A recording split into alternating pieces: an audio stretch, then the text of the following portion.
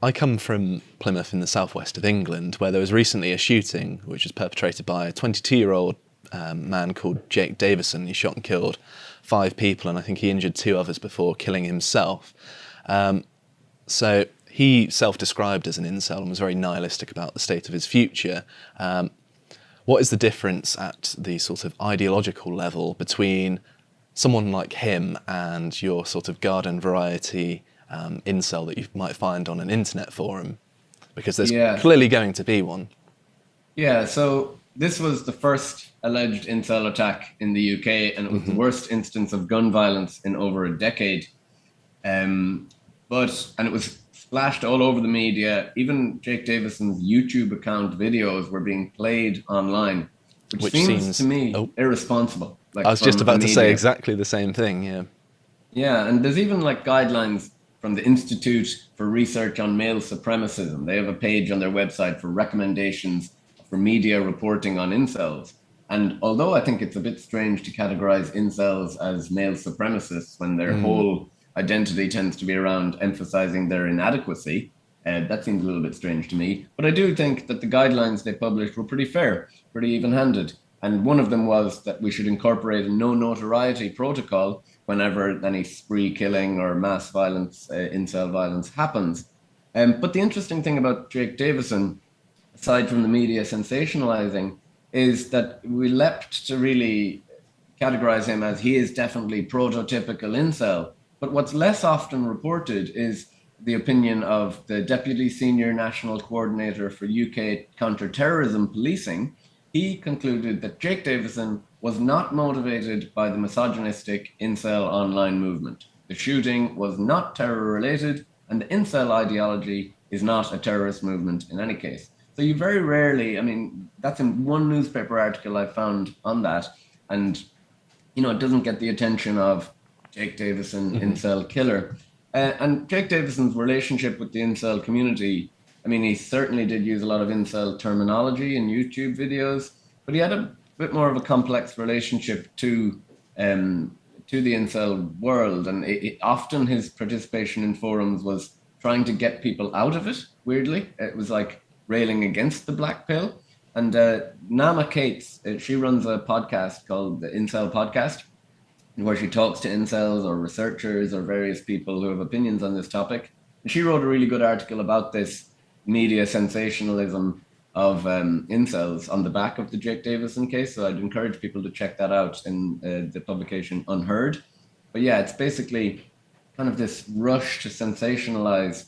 And even if we look at this more broadly, the overall death toll that we can directly attribute to incels is around about 60. 10 of those alone can be accounted for by a guy called Alec Manassian, who was recently sentenced to 25 years to life in Toronto. He's the guy who in 2014 killed 10 people by driving his van into the crowd of people. So he accounts for 10 of the 60, just one guy. And Alec Manassian, before he did what he did, put up this Facebook post talking about how he was going to spark an incel rebellion and how we're going to overthrow the Chads and the Stacys and all hail Supreme Gentleman Elliot Rodger. Really sensationalized stuff that the media really grasped hold of. But what's less often reported is the judge's verdict in the Alec Manassian case. So I'll read directly from that to you.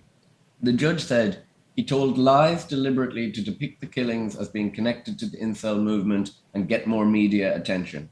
He piggybacked on the incel movement to ratchet up his own notoriety. His story to the police about the attack being a part of an incel rebellion was a lie. So you very rarely see that reported in the media. It's kind of like hidden in the back pages, maybe, or not at all. So that kind of gives a bit more perspective to the sensationalizing of the whole incel issue. Absolutely, and we at Lotus Eaters will never pass up an opportunity to rail against the mainstream media sensationalising about stuff. We're pretty big on that sort of stuff, but it's really interesting the stuff you said about the Plymouth shooter, because I had no Mhm. idea that actually he was perhaps on the more moderate end, trying to get people out of it. Um, I don't think it's fair to say he was definitively moderate. I think okay, he was but just And this is maybe typical, I think, of incels' relationship to forums and their incel identity. Anyway, it's kind of almost like they relapse back and forth into it. It's almost like alcoholism. So I often, in my qualitative interviews with incels, I often ask, how would you know you're no longer an incel and could you become one again? And they often say, yeah, you could. And it's like, oh, okay, so you can go in and out of it. So it seems more like he seemed to just have a bit more of a complex relationship uh, Okay, towards it rather that's probably than. just me characterizing it poorly. So No, I understand that the research that you've worked on has found that many incels disproportionately suffer from things like anxiety and depression when compared to the rest of the population. What were you able to find out about this and perhaps many of the potential causes, despite, of course, the obvious thing of the fact they're incels in the first place? yeah, so it maybe comes as no surprise to people that incels have really low levels of well-being. Previous research from their in-house surveys have found that 82% of incels have strongly considered suicide. And there's lots of literature out there that shows that poor mating performance results in poor mental health, and your self perceived mate value is a direct proxy for self esteem. So, incels scored very low in self perceived mate value compared to non incels in our study. But they also, we measured depression and anxiety and loneliness and life satisfaction. So, to measure depression, we used the instrument used by the NHS in the UK, which is the PHQ-9. And to put their levels of depression into context for you, using that diagnostic instrument that's used by the NHS, 73% of incels in our sample could be clinically diagnosed as severely or moderately severely depressed. That's compared to That's 33% of non incels in our sample, which I thought was pretty high anyway. that's a massive number, yeah. Right. So in terms of anxiety, again, we used the GAD-7, which is the instrument used by the NHS to measure anxiety. And 67% of incels could be clinically diagnosed as severely or moderately anxious, compared to 38% of non-incels. Their levels of loneliness was significantly higher than non-incels, and that was our biggest effect size in our findings. So very lonely, and that kind of dovetails in with some other research by a guy called Brandon Sparks, who found that incels just lack social support more generally and lack friends, not just romantic prospects. So you could be dealing with just a broader loneliness issue. Well, So those are kind of some, yeah. that seems somewhat unsurprising, really, because one of the main ways that most people meet a romantic partner is that it's through social circles. Obviously, there are things like online dating apps as well, which have certainly changed the face of dating. But from my understanding, at least, just anecdotally, most people who are in successful long-term relationships met through their social circles. So having that cut off from them would clearly be a massive disadvantage to them. Oh yeah, I think so. And even beyond that, if you are to struggle romantically, having that friendship network to buffer against those low well-being feelings would be huge. You tend to be, you see some articles coming out in Psychology Today or different places that talk about how singlehood is on the rise, but it's not so bad. That's fine. Some people love being single. And those people tend to be quite popular people who maybe wouldn't struggle to find a partner anyway and have really rich friendship groups to kind of buffer against this singlehood.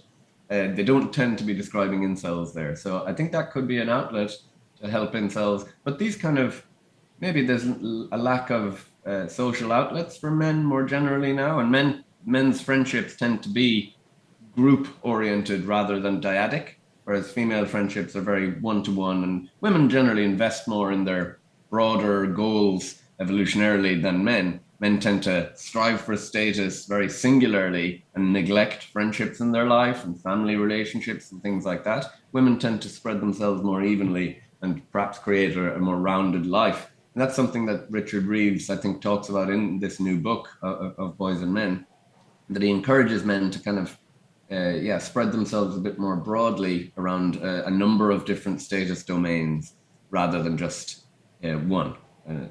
I hope you enjoyed that clip from the interview with William Costello, and if you want to watch the full interview, please check it out on our website, which you can watch the full thing for free, and that will be in a link down below on YouTube.